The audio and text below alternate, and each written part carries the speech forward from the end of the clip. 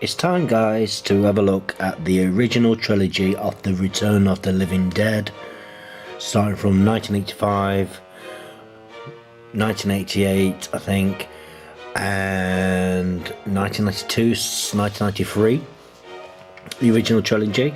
Directed DVD sequels did follow in part 4 and 5, I believe, and we're not going to be looking at those. We're going to be looking at the original trilogy, which a lot of horror fans seem to remember, and let's just get on with it.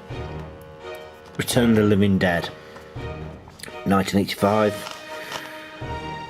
Almost a sequel, we could say, to Night of the Living Dead / Dawn of the Dead, in which they blur reality and saying George Romero basically made up the old story and changed a few truths in the film to basically have Return of the Living Dead kind of tell the true story of the zombie madness which happened, in which reanimated corpses are coming back to life. They're back from the dead. They're back from the grave and ready to party. What a killer soundtrack this has got. A lot of 80s punk bands, rock bands. This is a 2-disc special version. It's out on Blu-ray as well. And I believe it's one of the better versions you can actually get of the film, especially with all those features. If you want to pause it and have a look, I'll read off some of them. Nearly 5 hours of killer bonus features. And the thing is, right, this includes the documentary More Brains, A Return to the Living Dead, which has also got 2 hours of bonus features in itself. The origins of the Return of the Living Dead with John Russo, who written the book to this film, I believe. And the FX of the Living Dead, Party Time, music video, 45 Grave. Yeah, it's a memorable film. It's very 80s, mid-80s, practical special effects by, let me get this right, Tony Gardner. Oh, he did the makeup effects or something along the lines of that. And of course we've got John Russo, who had something to do with the original story. Now, this film also stars Linnea Quigley, the blonde bombshell scream queen, who we know from films like Night of the Demons, and I think she was in Creepazoids. But in this, she's got short red hair, and she's a punk.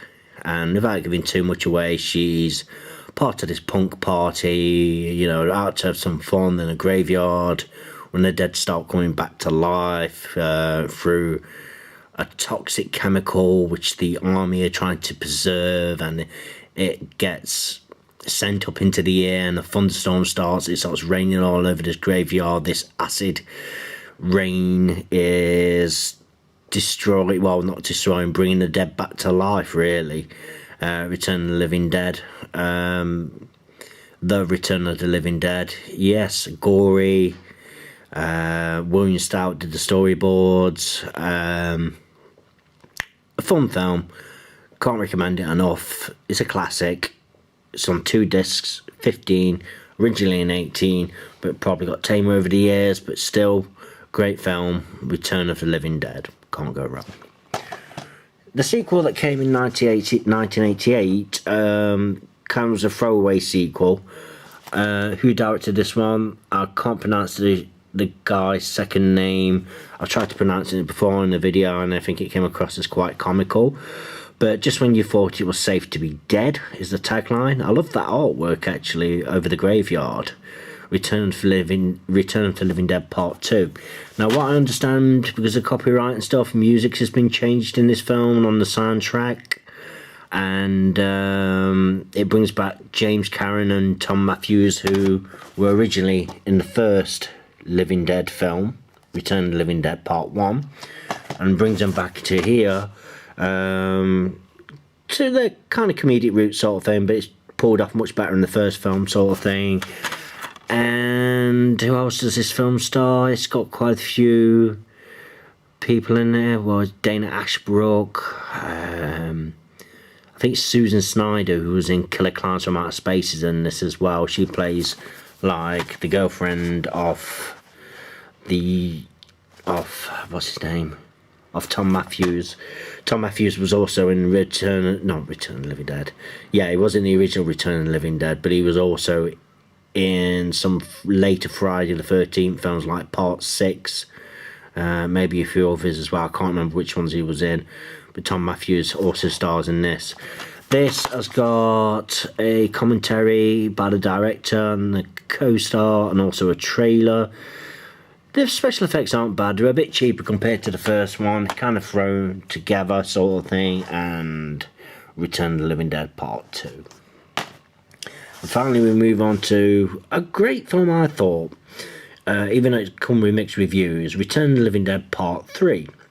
Now this one's goes back to its kind of serious roots somewhat, and Back from the Dead and Hungry for More. Mindy Clark, I think that's the name, I'll double check on the back in a minute, plays Julie. She's the girlfriend of a young lad who's in a motorbike accident. She gets her neck broken and she's revived by the toxic chemicals that we saw in the first 2 films to bring her back to life, and she comes back as a vengeful zombie basically. It's directed by Brian Usner, and yes, it's Mindy Clark. Special features, you'll get a trailer, just an interactive menu really.